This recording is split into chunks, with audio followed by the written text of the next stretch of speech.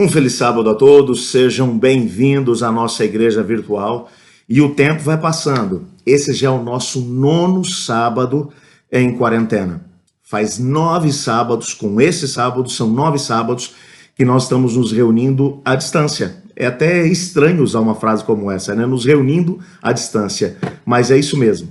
A cada sábado nós temos a possibilidade de poder nos encontrar como igreja, cada um na sua casa, onde temos a possibilidade de poder fazer com que cada lar se torne uma igreja onde Deus é louvado. Hoje de manhã eu recebi algumas mensagens de algumas pessoas que mencionaram que estariam assistindo a nossa programação. Um deles é o Jean, de lá de Curitiba. Um grande abraço, Jean. Que Deus te abençoe, que Deus te guarde. O Jean e a Mari foram nossos regionais de jovens lá na cidade de Curitiba. Louvado seja Deus por vocês. O Alexandre, do Quarteto Espiritual, lá de Porto Alegre, tá aí junto com a gente também. Xandão, seja bem-vindo, que Deus te abençoe. A família Andrade e a família Leite, que são a família da irmã Aldiva. Muito obrigado porque vocês estão junto conosco também, assistindo a essa programação junto conosco. Louvado seja Deus. E louvado seja Deus independente de quem você seja, de onde você esteja nos assistindo. O importante é que neste momento temos a possibilidade de ser o povo de Deus, a igreja de Deus, que se reúne para poder louvar e bendizer o nome do Senhor.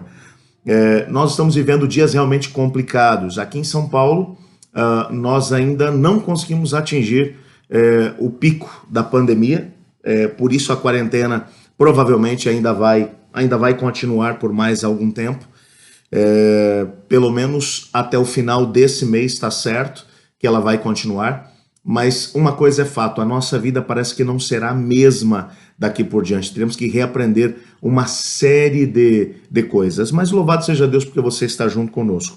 Eu hoje tive a possibilidade de poder passar pelas salas de Zoom da Escola Sabatina do nosso distrito. Quase todas as igrejas estiveram ali reunidas em Escola Sabatina.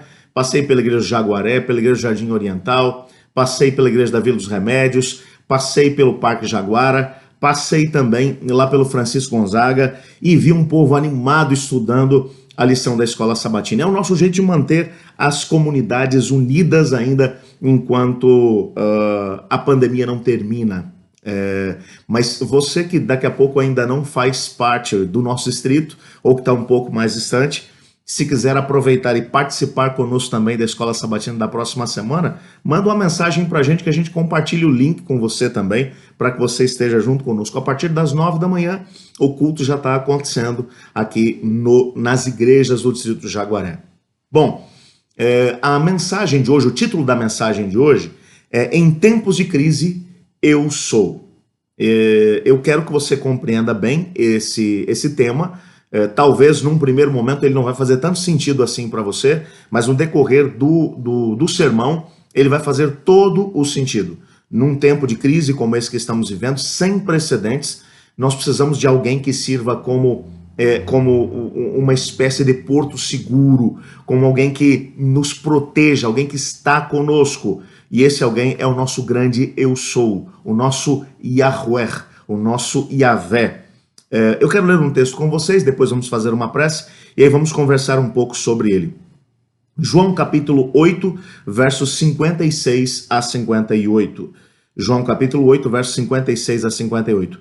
Para a mensagem desse dia eu estou usando uma tradução contemporânea da Bíblia, a Nova Versão Internacional, ok? Se quiser acompanhar a leitura na sua casa, a versão é essa.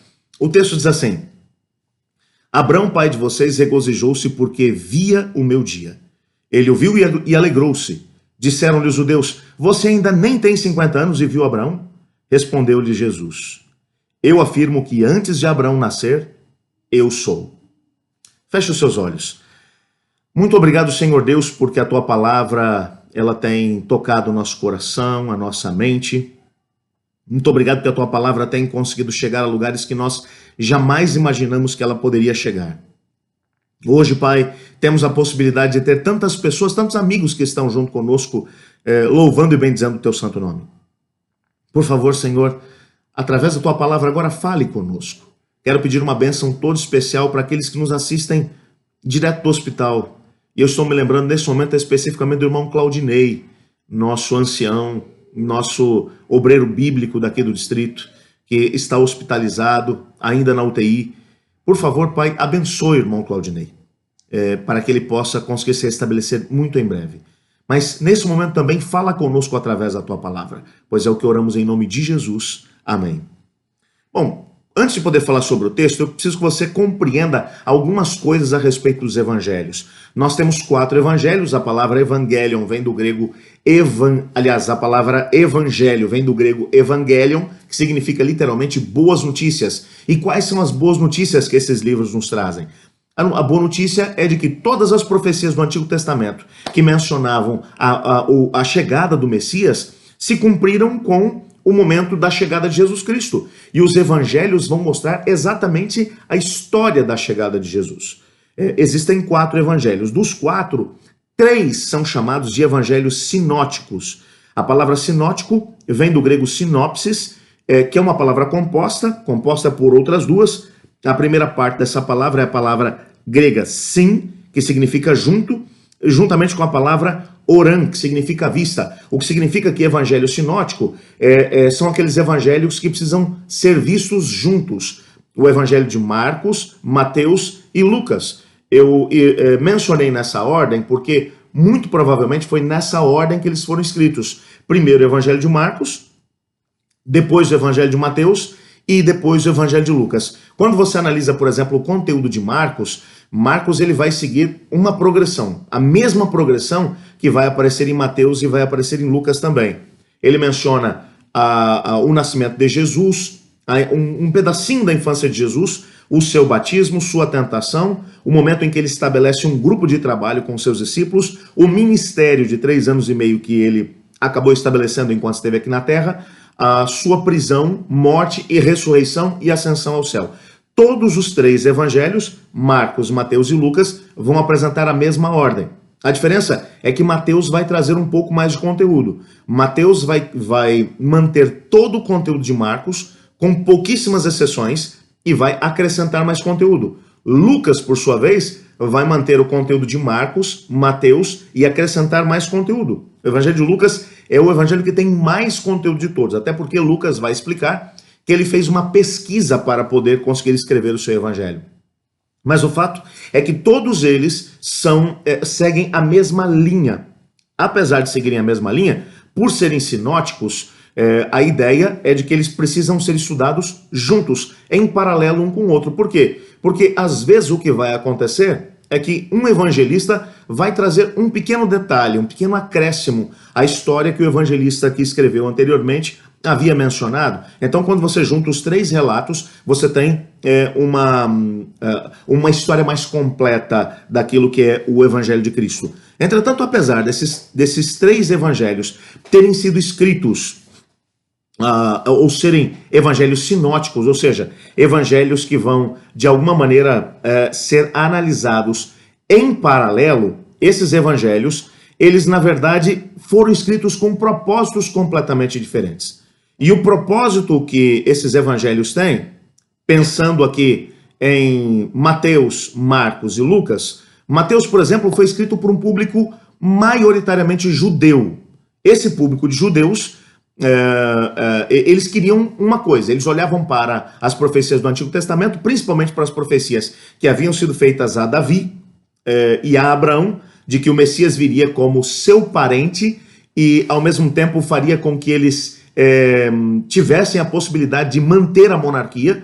Então, nessa perspectiva, o Evangelho de Mateus, ele vai estabelecer a genealogia de Jesus a partir de Abraão. Abraão, que é o pai da nação. Vai passar por Davi, que foi o rei que recebeu a grande promessa, a promessa de que os seus descendentes se manteriam sobre o trono para sempre, até que viesse aquele que estabeleceria o seu trono para sempre. E Mateus, ele vai mostrar exatamente isso. Ele está escrevendo para judeus, mas tentando mostrar que Jesus é o rei que deveria vir. O Evangelho de Marcos foi escrito por um público romano. E por ter sido escrito para um público romano que não se preocupava tanto com ensinos, que não se preocupava tanto com o aspecto mais filosófico, eles queriam saber o seguinte: como é que eu consigo expandir os meus domínios? Como é que eu consigo expandir os meus domínios sobre a terra? Um império romano, por exemplo, que conquistava a cada dia mais um pedaço e anexava mais um pedaço do mundo aos seus domínios, os romanos queriam saber como é que alguém podia conseguir fama, riqueza, poder, e os romanos estavam prontos a fazer absolutamente tudo em nome do poder.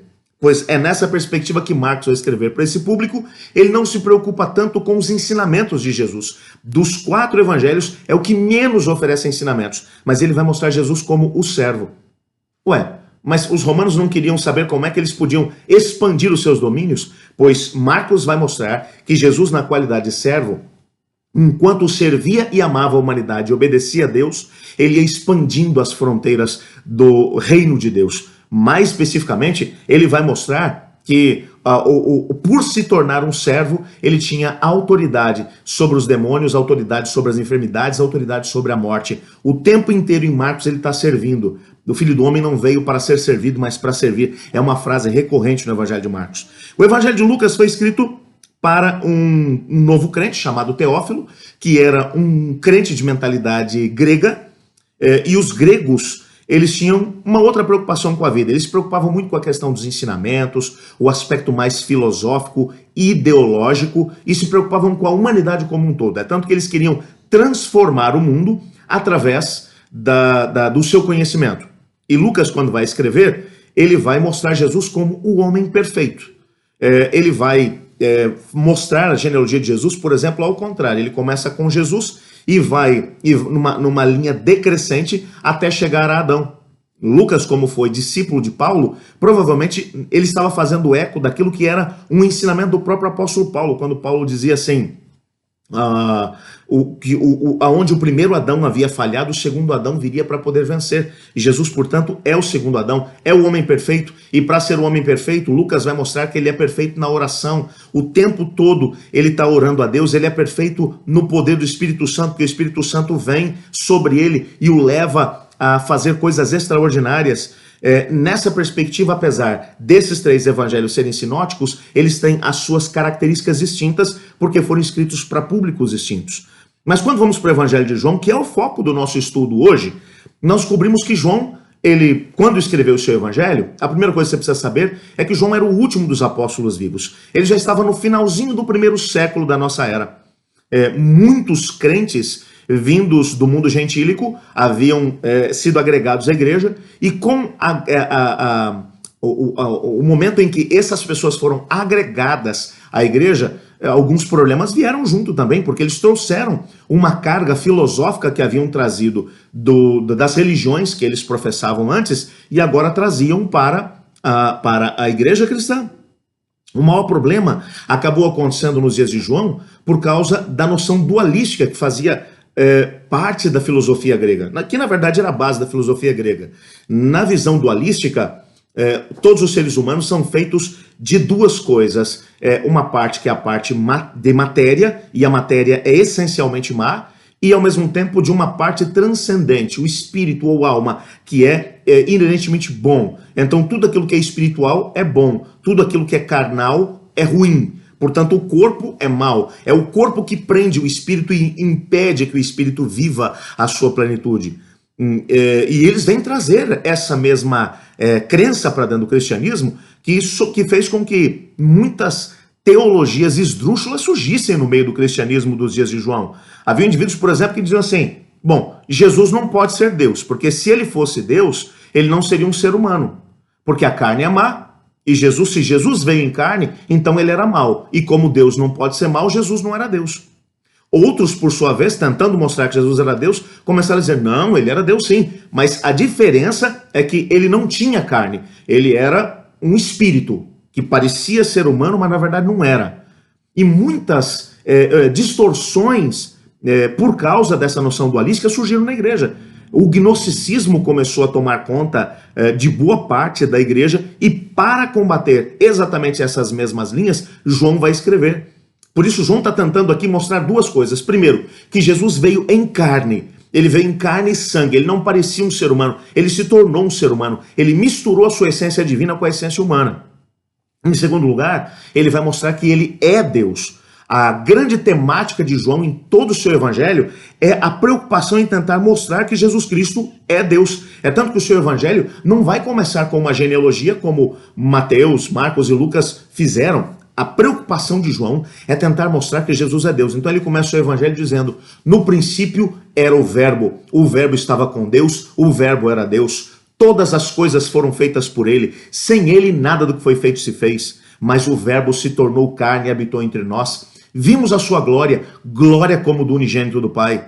Mas as pessoas que estavam em trevas amaram mais as trevas do que a luz que vinha dele, porque as suas obras eram más. E ele agora vai mostrar, de alguma maneira, através dos seus ensinos, logo no início do seu evangelho, ele vai mostrar aquilo que ele quer provar no seu evangelho. E Jesus é Deus e Jesus veio em carne. O verbo se fez carne, habitou entre nós. Ele estava com Deus, ele é Deus. E ele permaneceu Deus apesar de ser um ser humano. E agora tudo que vai acontecer dentro do seu evangelho é para provar essa tese. Jesus é Deus. Por isso, João vai escolher, ele não vai contar os mesmos milagres que Jesus fez e que foram contados por Marcos, Mateus e Lucas. Ele vai escolher 7 milagres completamente inéditos, que não tinham aparecido nos outros evangelhos, para provar a sua tese. Jesus é Deus. Ele não vai chamar esses milagres que Jesus fez de milagres. Ele vai chamá-los de sinal. Por quê? Porque o sinal não é algo que aponta para si mesmo. O sinal é algo que aponta para uma outra realidade. Assim como quando você vê fumaça. A fumaça não é um sinal em si mesma, ou um sinal que aponta para si mesma. Mas a fumaça é um sinal de que existe isso mesmo, de que existe fogo. Então, a fumaça é um sinal de que existe fogo. Os milagres que João vai aqui mencionar, na perspectiva dele, não são milagres, são sinais. Sinais do quê? Sinais de que Jesus é Deus. Por isso ele vai contar 7 sinais. E o número 7 é recorrente no Evangelho de João. Porque o número 7, na perspectiva judaica, representava a perfeição. E como Jesus é Deus e é perfeito, ele vai mencionar 7 sinais. O primeiro deles, as bodas de Caná, que são mencionadas lá no capítulo 2, versos 1 a 12. E nesse milagre especificamente, ele vai mostrar que Jesus tem poder e autoridade para mudar os elementos que são naturais. Ele é capaz de transformar água em vinho. No segundo milagre, que é mencionado em João capítulo 4, versos 43 a 54, ele cura o filho de um alto funcionário romano. E o mais interessante é que ele nem precisa estar presente para fazer o milagre. Ele cura à distância. Ele está longe do indivíduo e ele dá uma ordem e o indivíduo, a quilômetros de distância, acaba sendo curado. Portanto, ele não está limitado nem pelo tempo nem pelo espaço. É isso que ele está dizendo, porque ele é Deus. Depois, em João capítulo 5, versos 1 a 47, você encontra a cura do paralítico do tanque de Betesda. Ele vai mostrar que o indivíduo que está há 40 anos em cima de uma maca, quando ele crê que Jesus é Deus, ele pode curá-lo. Ele vai mencionar no capítulo 6, versos 1 a 15, um milagre que esse é o único recorrente, que aparece também nos evangelhos sinóticos, mas aparece com uma outra conotação, que é a multiplicação dos pães e dos peixes. Apesar dos outros evangelhos, os sinóticos contarem esse milagre, João vai contá-lo mencionando que as pessoas do tempo de Jesus estavam mais preocupadas com o que podiam tirar dele do que com o que Jesus realmente queria dar. E eles, na hora que percebem que Jesus está multiplicando pães e peixes, eles querem fazer Jesus rei à força. Ele vai dar essa ênfase para o milagre. O quinto sinal, no capítulo 6, versos 16 a 70, é Jesus caminhando sobre as águas. Até mesmo a água se torna um caminho sobre o qual ele pode andar. E por que ele anda sobre as águas? Porque ele é Deus. O sexto sinal que ele vai mencionar está no capítulo 9, versos 1 a 41, que é a cura de um cego de nascença. E o sétimo sinal, capítulo 11, versos 1 a 54, a ressurreição de Lázaro, um cara que já estava enterrado há 4 dias e o corpo já estava em decomposição. Nem mesmo os líderes religiosos que acreditavam no poder da ressurreição acreditavam que alguém podia ser ressuscitado depois do 4º dia.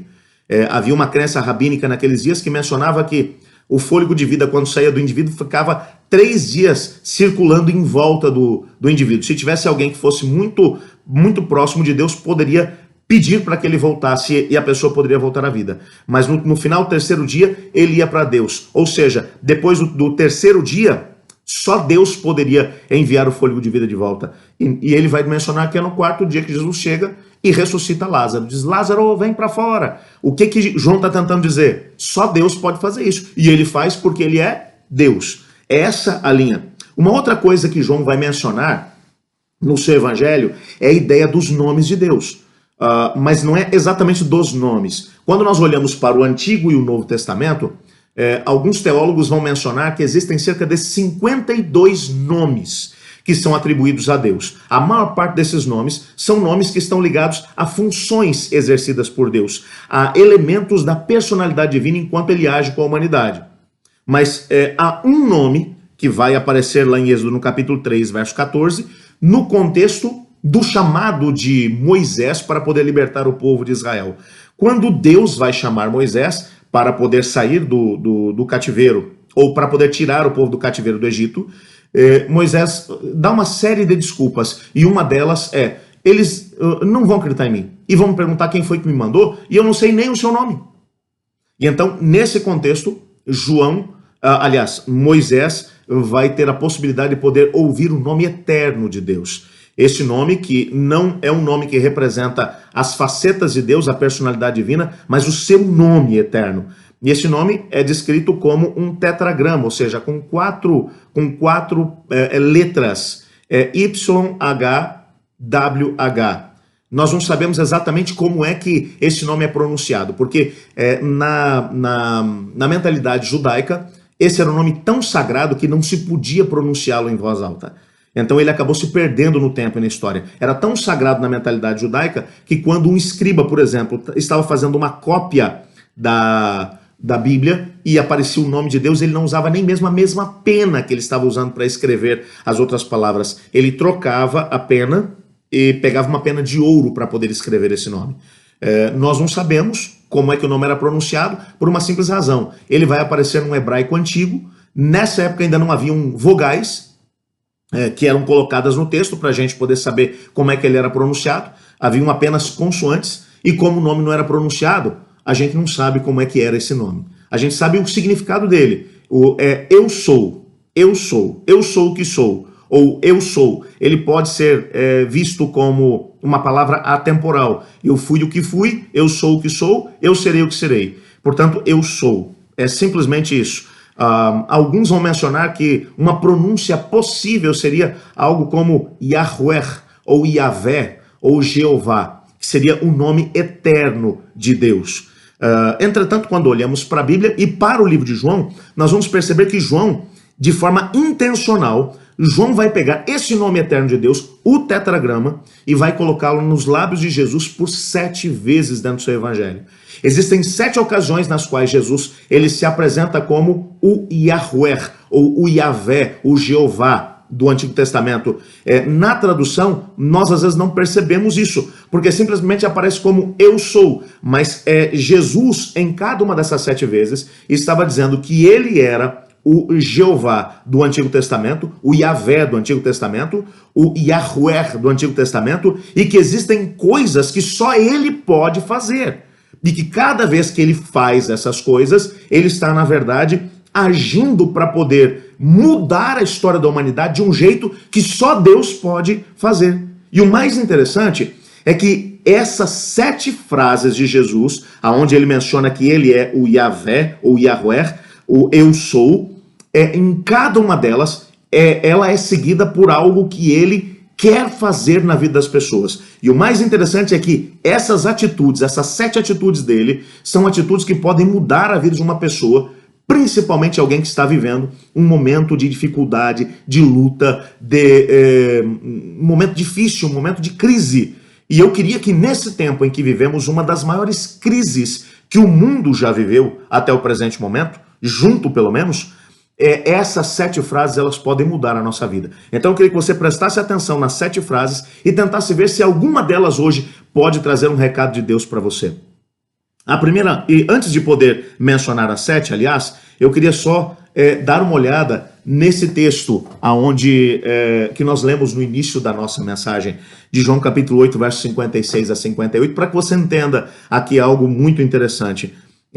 O texto vai dizer: Abraão, pai de vocês, regozijou-se porque veria o meu dia. Ele o viu e alegrou-se. Disseram-lhe os judeus: você ainda não tem 50 anos e viu Abraão? Respondeu-lhe Jesus: eu afirmo que antes de Abraão nascer, eu sou. Para você poder entender esse texto, se você quiser ler depois todo o capítulo 8, vale a pena, é uma discussão de Jesus com os líderes religiosos do seu tempo. Eles se aproximam de Jesus e dizem: quais são as suas credenciais? Qual é a autoridade que você tem para fazer o que você faz e para falar o que você fala?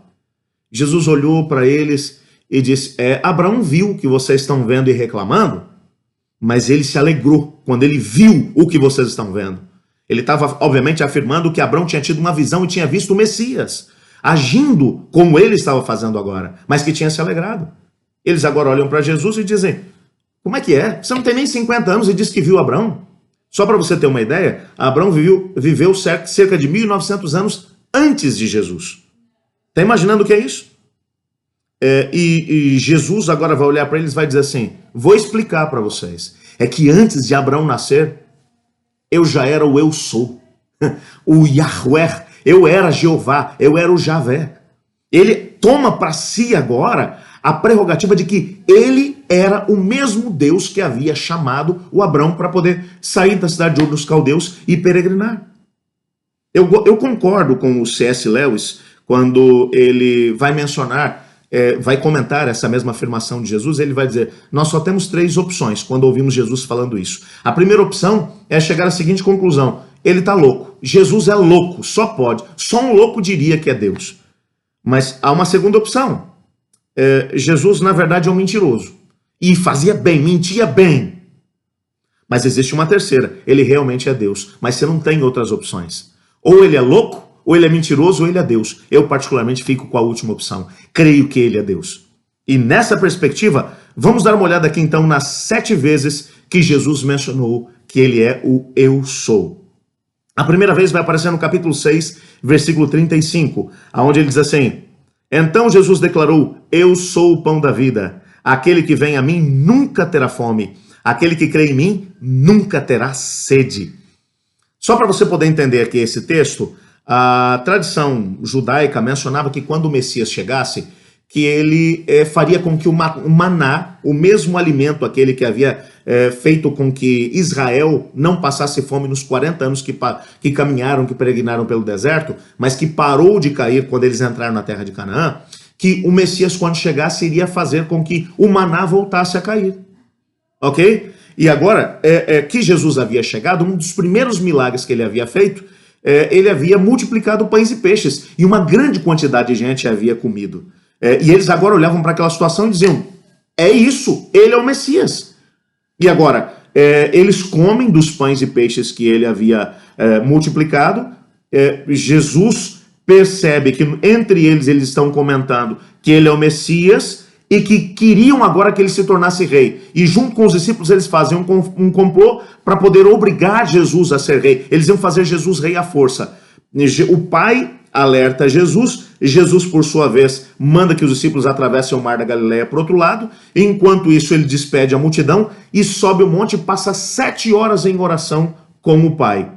Quando ele está em oração, o pai o avisa que os discípulos estão tentando atravessar o mar, mas que tem vento contrário, eles não estão saindo do lugar. Você imagina o que é isso? Já faziam 7 horas que os discípulos estavam tentando navegar e não saíam do lugar por causa do vento. Barco a remo, barco pequeno, eles remam e não saem do lugar. Jesus, nessa altura, recebe autorização do pai para poder ir caminhando por sobre as águas. E ele vai caminhando sobre as águas, encontra os discípulos, eles seguem para o outro lado. Quando eles chegam lá, a mesma multidão que estava do outro lado do mar os encontra. E agora eles vêm e falam para Jesus: Senhor, faz um milagre aí para nós, um sinal para nós. Que tal? E Jesus fica olhando para eles. João vai descrever isso tudo. E Jesus fica olhando para eles e eles dizem: a gente vai te dar uma dica. Nossos pais comeram do maná no deserto. Maná, deserto, 40 anos, entendeu? Entendeu? Jesus vai olhar para eles e vai dizer assim: eu sou o pão que desceu do céu. Quem crê em mim e come a minha carne e bebe o meu sangue, esse vai ter a vida eterna. Vocês querem pão? O único pão que tem aqui sou eu. Eu sou o pão que desceu do céu. Bom, não é à toa que João vai dizer que muita gente foi-se embora.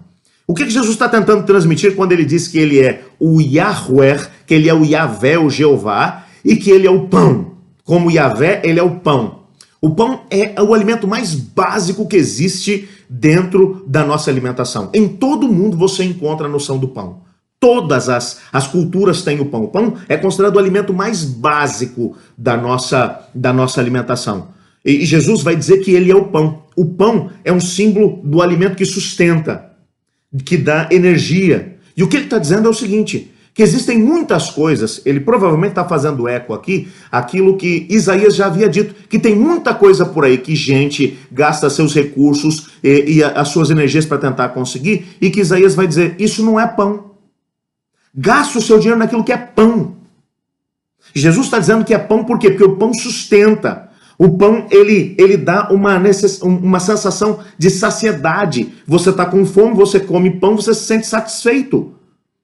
E tudo aquilo que esse mundo pode nos oferecer não satisfaz. É essa a ideia que Jesus está tentando transmitir.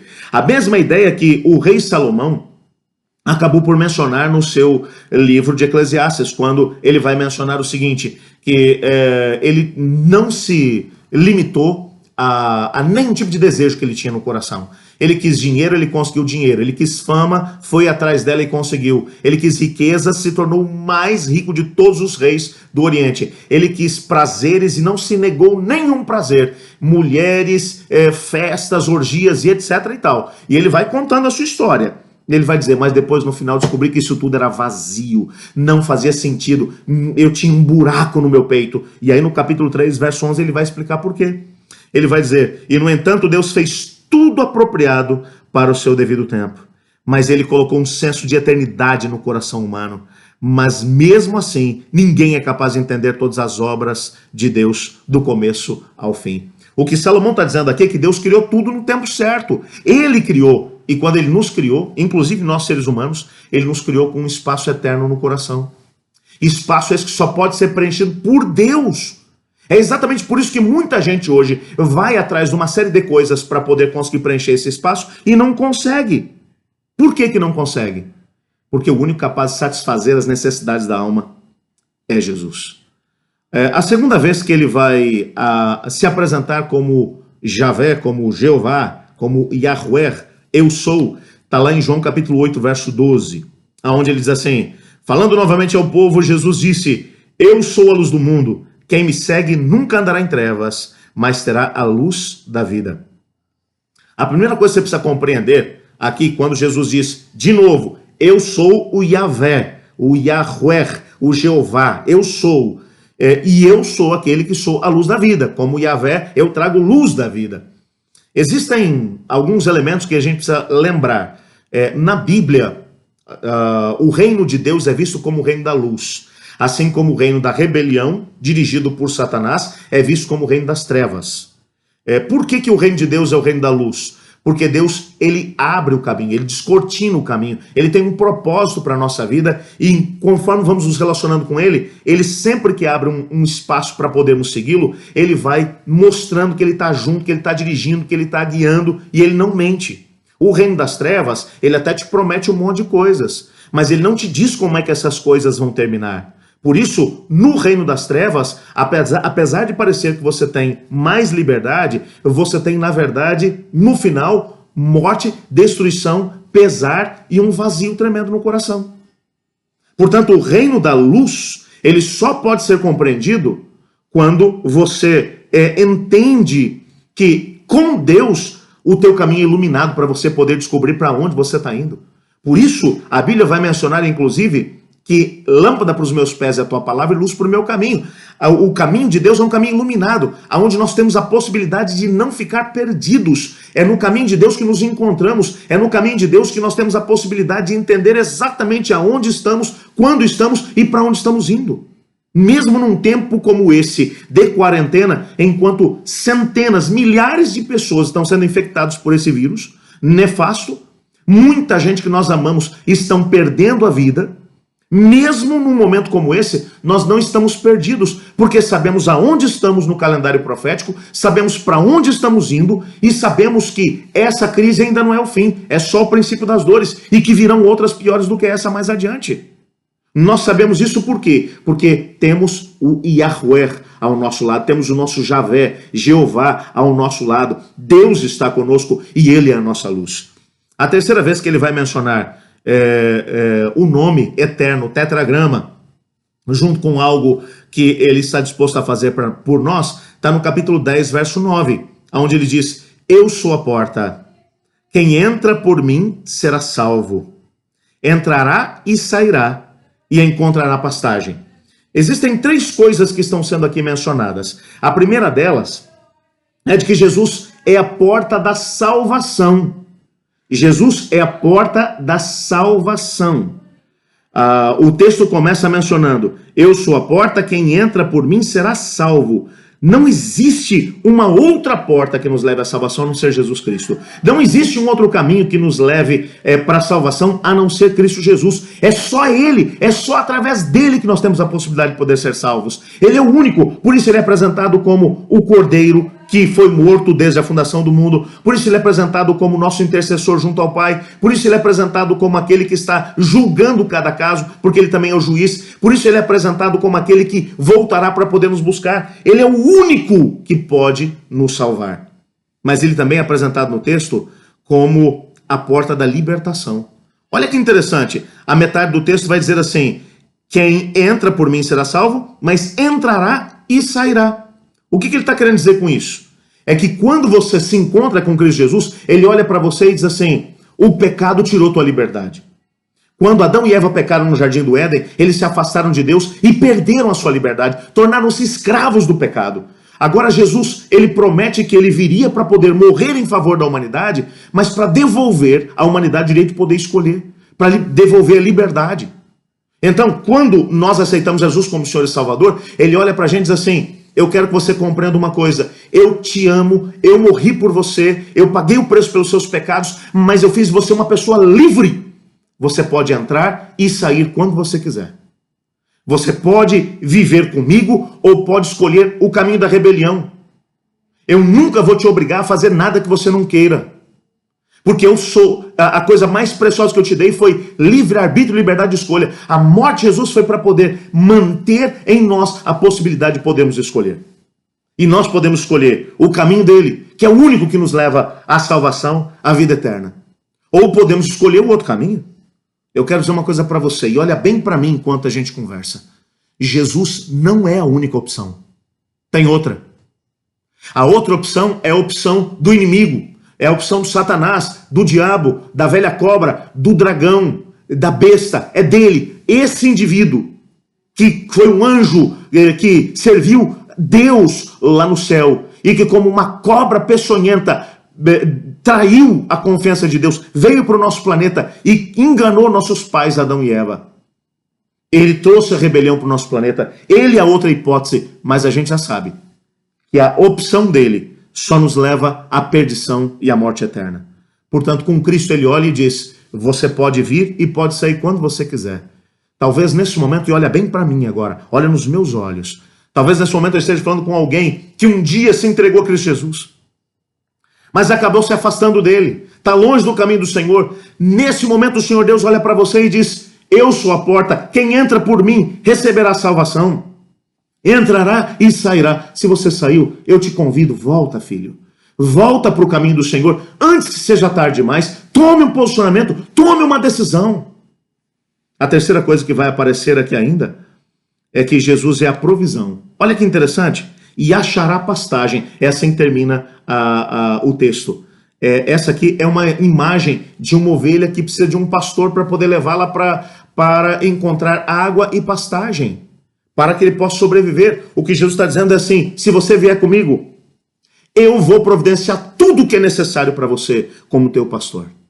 E por falar em pastor, João capítulo 10, verso 11, mostra a quarta vez que ele vai mencionar que ele é o eu sou, o Yahweh, Yahvé, Jeová. João capítulo 10, verso 11, eu sou o bom pastor. O bom pastor dá a vida pelas suas ovelhas.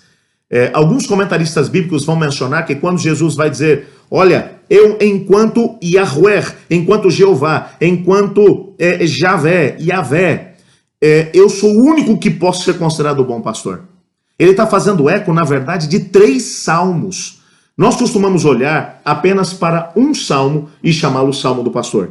Mas existem 3 salmos que são considerados salmos que mostram o Messias enquanto pastor.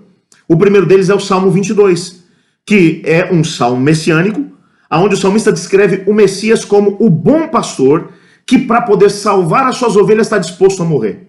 O capítulo 22 é um salmo que vai mostrar o Messias como bom pastor que, para salvar suas ovelhas, ele está disposto a morrer. O Salmo 23 é o salmo que mostra Jesus como o grande pastor.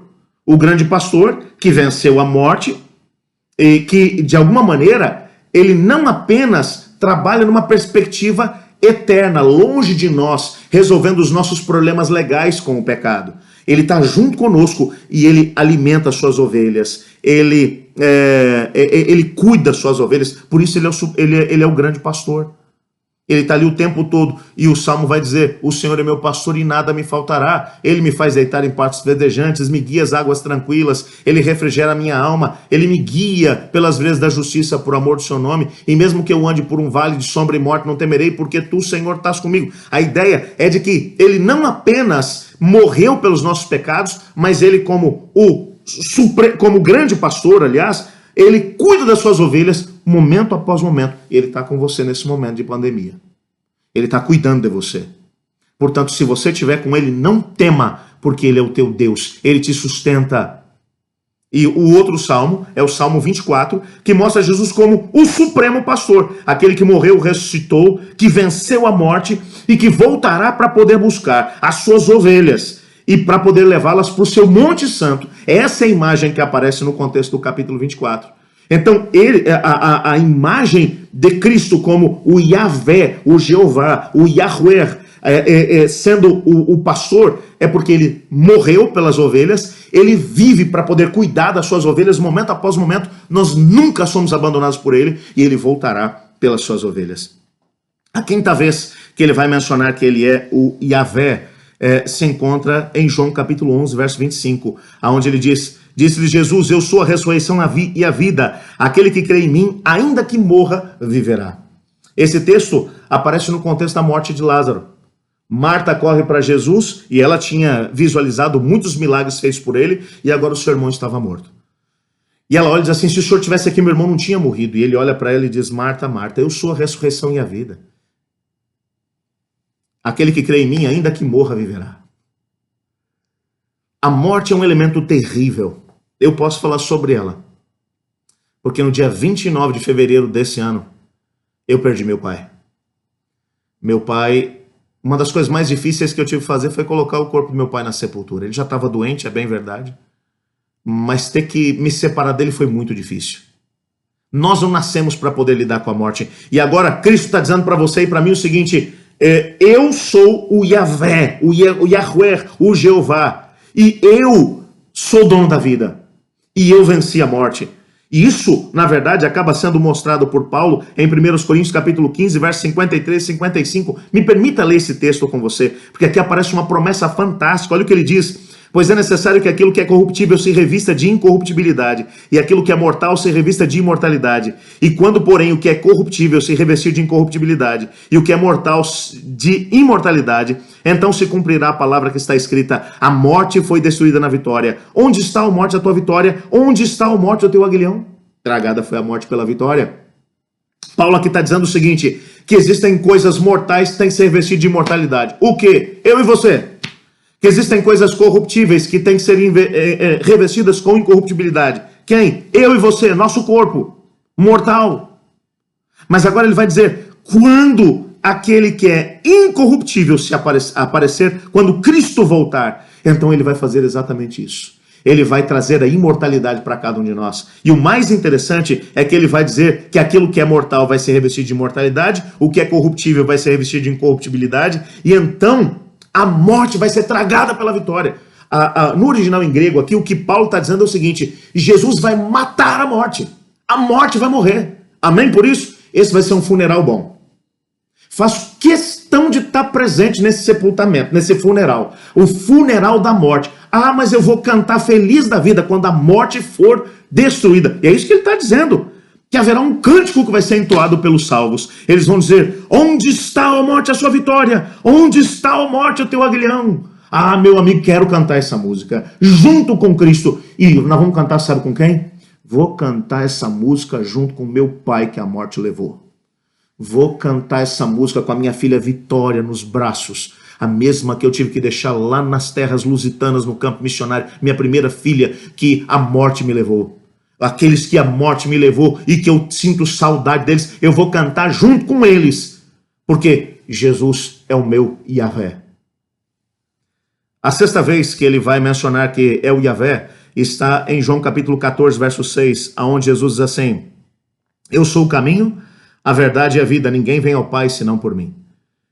Aqui, nesse texto, Jesus está fazendo 3 afirmações do que ele é. Primeiro, ele é o caminho, numa época de pluralidade religiosa, onde existem tantos caminhos que são apresentados como caminhos válidos para poder se chegar a Deus, se chegar à salvação e à vida eterna. Jesus está dizendo, negativo, eu sou o único caminho. É essa a ideia que ele está transmitindo. Numa época em que a verdade, que é a segunda mensagem que ele vai aqui mencionar, que a verdade se torna relativa, onde as pessoas dizem, você tem a sua verdade, eu tenho a minha. Jesus está dizendo, negativo, tem uma verdade só. E a verdade é uma pessoa, sou eu. Eu sou a verdade. E a menos que você me tenha, você não tem a verdade.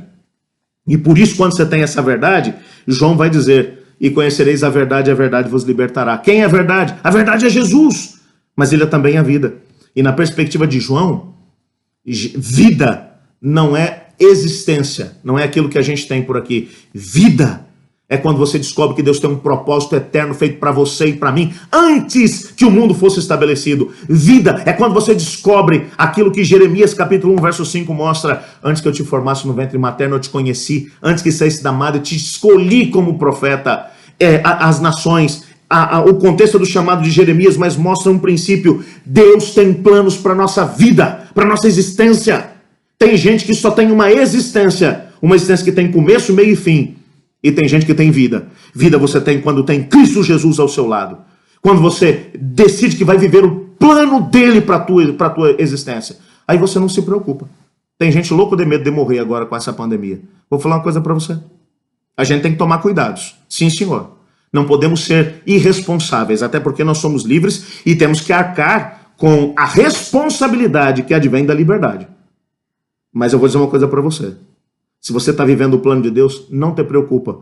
Porque se você viver, você vai viver para Cristo. E se você morrer, você vai morrer para Cristo. Em todos os casos, você vai ter benefício e não perda. E a sétima vez que ele vai mencionar que ele é o Yahvé, o eu sou, o Javé, o Yahvé, é João capítulo 15, verso 51, quando ele diz, eu sou a videira verdadeira e meu pai é o agricultor. Aqui você encontra uma figura.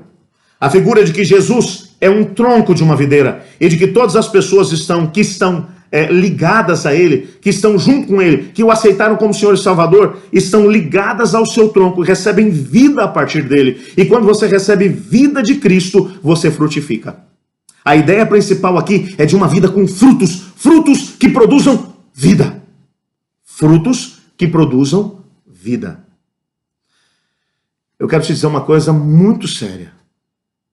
Que tipo de fruto você tem produzido na tua vida?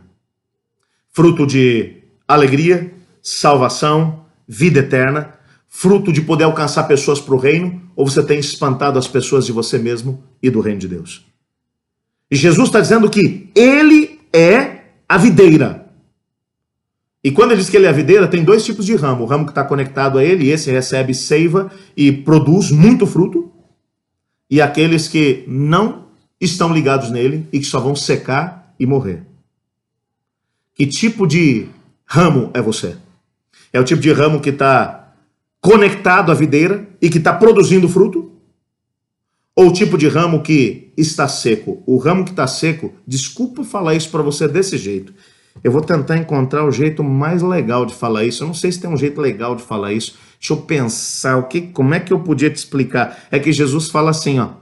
O ramo que estiver seco, o pai vai cortar e vai jogar no fogo. fogo. Vai haver um dia em que o Senhor Jesus vai fazer assim, ó.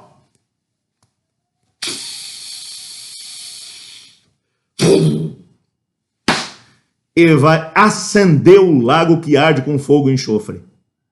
E nesse dia, alguns só serão combustíveis do fogo eterno. Quem? Aqueles que não estavam ligados a Cristo Jesus.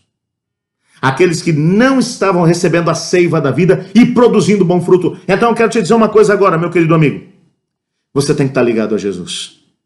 E para poder encerrar minhas considerações, eu queria te perguntar.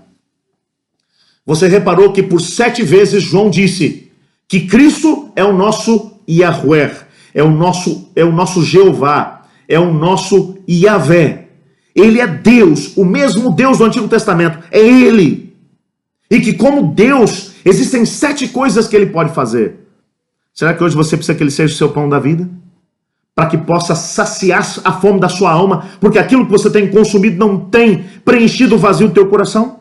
Será que você precisa que Jesus hoje seja a luz do seu mundo e te mostre o caminho que você deve seguir porque você está perdido? Será que hoje você precisa que Jesus seja a sua porta? E como porta, você precisa entender que você é livre para poder aceitar a salvação de Cristo Jesus ou de poder seguir pelo caminho da rebelião? Será que você precisa descobrir que Jesus é o teu bom pastor? E como bom pastor ele morreu pelos seus pecados. Ele está disposto a cuidar de você. E ele vai voltar para poder te buscar. Será que você precisa saber que ele é a ressurreição e a vida? Porque talvez você perdeu algumas pessoas que você ama ou está com medo da morte. Será que você precisa entender que ele é o caminho, a verdade e a vida? Será que você precisa entender que ele é a videira verdadeira? E que você tem que estar ligado a ele para poder produzir bom fruto? Não conheço a tua história, mas eu queria nesse momento me dirigir especificamente a você. Olha para mim aqui agora. Não deixa ninguém ocupar agora a sua atenção. Olha para mim porque Deus tem um recado para você depois de ter ouvido tudo que você ouviu. Primeiro eu quero falar para você que é crente, que é membro de igreja, mas que daqui a pouco não está produzindo o fruto que Deus gostaria que você produzisse. Deixa Deus agir em você, deixa a seiva da vida vir para dentro de você e tome a decisão de deixar que Deus te use para grandes coisas nesse tempo e nessa geração. Deixa Deus ser Deus. Quero falar para você que nunca se entregou a Jesus Cristo. Mesmo num tempo como esse de crise, não importa. Tem algumas pessoas por aí que estão dizendo assim, tem gente que está vindo por Jesus só porque está com medo da crise. Meu amigão, vou falar para você uma coisa. Seja por amor ou pela dor, vem. O importante é você estar nos braços de Cristo Jesus. Quero te desafiar em nome de Cristo. Tome uma decisão. Se entregue a Cristo. Estabeleça um compromisso com Ele. Para você que se afastou do caminho de Jesus, você é livre. Mas Deus não te criou para que você viva junto com o rebelde no estilo de vida que o rebelde estabeleceu como o estilo de vida da rebelião. Ele te chamou para poder ser um cidadão do reino celestial. Então volta para o caminho de Deus antes que seja tarde demais. Independente de qual seja a sua realidade, eu quero orar com você agora. Posso pedir que você deixe aí nos comentários a tua decisão? Nos comentários desse vídeo, escreve aí, logo depois da oração, que agora eu vou orar com você. Pai do céu, muito obrigado, porque o Senhor é Deus, porque o Senhor nos ama e porque descobrimos que Cristo Jesus é o nosso Yahvé, o nosso Jeová, o nosso Yahweh, e como tal, Ele pode fazer coisas que só Ele pode, para poder dar sentido à nossa vida. Te pedimos, Pai, nesse momento que o Senhor nos ajude, que o Senhor esteja conosco, que o Senhor nos mantenha bem perto de Ti. E nos ajude a tomar os posicionamentos que precisamos para estar a salvo junto contigo. Pois é em nome de Jesus que oramos. Amém. Muito obrigado pela sua companhia, muito obrigado por ter permanecido junto conosco até esse momento. Não se esqueça, você que tomou uma decisão, deixa por escrito aí na descrição desse vídeo. Nós queremos saber quem você é, queremos compreender a tua decisão. E não se esqueça, na próxima quarta-feira, às 19h30, nós vamos ter o nosso segundo encontro nesse mesmo canal, a respeito das nossas 28 crenças fundamentais. Na última quarta-feira, lá no meu canal, eu estudo a lição com o PR Samuel Camilo. Você vai encontrar lá o primeiro estudo, que foi sobre a Bíblia Sagrada. Do Nisto Cremos, estamos estudando as 28 crenças. Nessa próxima quarta-feira, às 19h30, estaremos estudando sobre a Trindade Divina. Então te desafio a fazer parte desse mesmo estudo, ok? Eu espero por você na quarta-feira. E sábado que vem, não se esqueça, nesse mesmo horário, nesse mesmo canal, a gente vai estar junto para mais uma mensagem. Deus te abençoe, uma semana abençoada.